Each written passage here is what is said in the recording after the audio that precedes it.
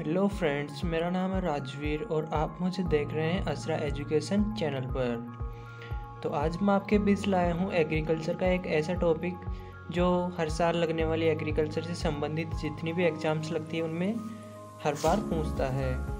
तो आज हम बात करेंगे अंकुरण प्रतिशतता के बारे में।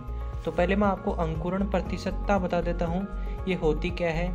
इसका मीन है कि हमने अगर एक फील्ड में हमने जितने पौधे उगाए हैं, पौधे मतलब एक हमारा फील्ड है, इसमें हमने गेहूं की फसल उगा दी।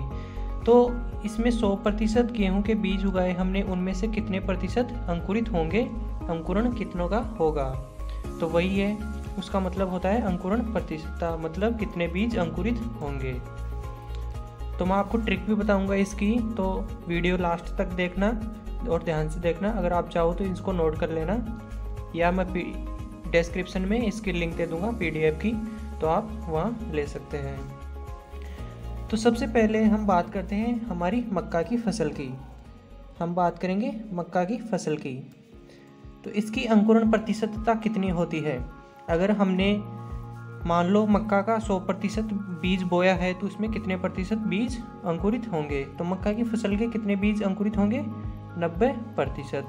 कितने बीज अंकुरित होंगे, 90%। ये फिक्स रहता है, एग्जाम में ऐसे नहीं आएगा कि ऊपर नीचे आ जाएगा, फिक्स है ये। इसके बाद लेते हैं हम गेहूँ। तो गेहूँ की फसल के कितने बीज अंकुरित होंगे, 85% बीज अंकुरित होंगे। इसके बाद लेते हैं हम चावल। तो चावल के कितने अंकुरित होंगे, 80%। इसके बाद लेते हैं हम बाजरा।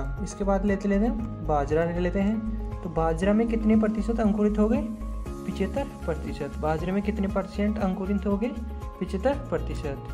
इसके बाद लेते हैं हम तिलहन फसल ले लेते हैं अपनी। तिलहन फसल में कितना प्रतिशत अंकुरण होगा, तिलहन में कितना होगा, 70%। इसके बाद नेक्स्ट हम ले लेते हैं कपास। तो कपास में कितना प्रतिशत अंकुरण होगा, 65%। कपास में कितना परसेंट अंकुरण होगा, 65%। तो मैं आपको इसको छोटा करके दिखा देता हूँ। अब आप देखिए, ये जो मक्का है तो मक्का में सर्वाधिक अंकुरण होता है। कितना होता है, 90%, जो कि सर्वाधिक अंकुरण होता है।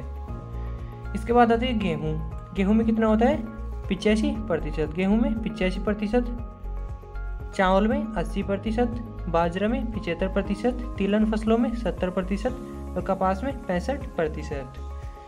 और अब ले लेते हैं हम चावल में। तो चावल के साथ हम 2 फसल और ऐड करेंगे। एक तो हो जाएगी अपना चिंच का, मैं इसका कलर चेंज कर देता हूँ आपको ढंग से समझ में आए। चावल के साथ एक तो हो जाएगी क्या, चिंच का ले लेते हैं, इसको भी इसके साथ ऐड कर लेना। और एक हो जाएगी बरसीम। एक क्या हो जाएगी, बरसीम। फिर आता है अपना बाजरा। तो बाजरे के साथ हम कौन सी फसलें ऐड करेंगे, बाजरे के साथ करेंगे हम दाल। जितनी भी दाल वाली फसलें हैं वो सारी किसके साथ आएंगी, बाजरे के साथ। लेकिन इसमें भी एक अपवाद है, वो क्या है मैं बता देता हूँ आपको। जो जो दाल वाली फसलों में चना आता है वो इसका अपवाद है। उसकी अंकुरण प्रतिशतता कितनी होगी, जितनी गेहूं की होती है, यानी कि 85%। बाकी जितनी भी दाल वाली फसलों में फसल बचती हैं वो सारी कितनी होंगी, 75%। इसके बाद ले लेते हैं हम तिलहन में। तो तिलहन में भी एक अपवाद है जिसका नाम है तिल। जो तिल वाली फसल है उसकी अंकुरण प्रतिशतता 70% न होकर कितनी होती है, जितनी चावल की होती है। चावल की कितनी होती है, 80%। तो मैं आपको इसके बारे में बता देता हूँ शॉर्ट ट्रिक।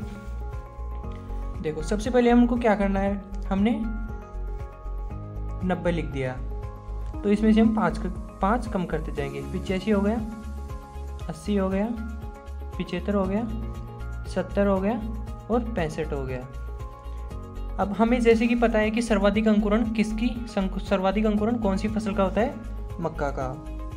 तो हम यहाँ पे मक्का लिख देंगे। इसके बाद 85% अंकुरण किस में होता है, गेहूं में। तो हम गेहूं लिख देंगे। 80 किस में होता है? चावल में। तो हम क्या लिख देंगे? चावल लिख देंगे। 75% अंकुरण किस में होता है? बाजरा में। तो हम यहाँ पे लिख देंगे बाजरा।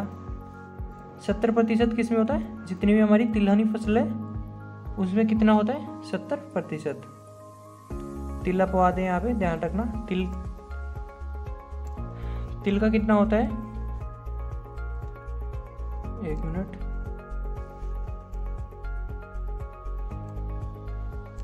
तिल का कितना होता है? जितना चावल का होता है, यानी कि तिल का कितना होगा यहाँ पे?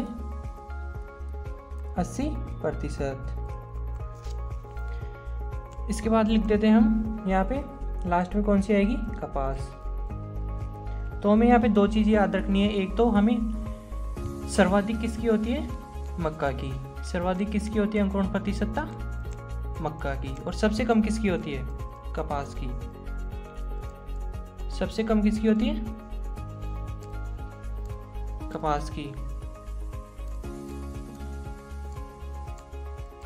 तो ये 2 चीज़ें हमें याद रखनी है। एक तो हमें याद रखना है मक्का और एक याद रखना है कपास। तो सबसे पहले हम मक्का लिख देंगे जिसकी अंकुरण प्रतिशतता सर्वाधिक होती है 90%, और कपास की कितनी होती है? सबसे कम होती है 65%। तो इसके बाद आ गया गेहूँ जिसकी होगी 85%, और गेहूँ के साथ और कौन आ जाएगा? चना। गेहूँ के साथ कौन सी फसल आ जाएगी? चने की। लेकिन चने की कहाँ आनी चाहिए थी? अपवाद किसका है? ये बाजरे का। चने की वैसे तो बाजरे में आनी चाहिए थी, क्योंकि यहाँ पे बाजरे के साथ कौन सी फसलें ऐड हो जाती है? दाल वाली फसलें। कौन सी फसलें ऐड हो जाती है? दाल वाली फसलें। लेकिन चना अपवाद है जो कि कहाँ चला जाएगा? गेहूँ के अंदर चला जाएगा।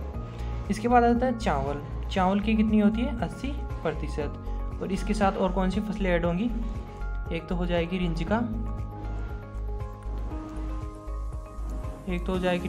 और एक हो जाएगी बरसीम। कौन सी हो जाएगी? एक हो जाएगी रिंचिका, एक हो जाएगी बरसीम। इसके बाद तिलहनी फसलें। तिलहन की कितनी होती है? 70%। कपास की कितनी होती है? 65%। तो इसमें से इम्पोर्टेंट क्या है? एक तो ये है मक्का, इसकी कितनी होती है? सर्वाधिक होती है 90% अंकुरण प्रतिशतता, और सबसे कम किसकी होती है? कपास की। कपास की कितनी होती है? 65% अंकुरण प्रतिशतता।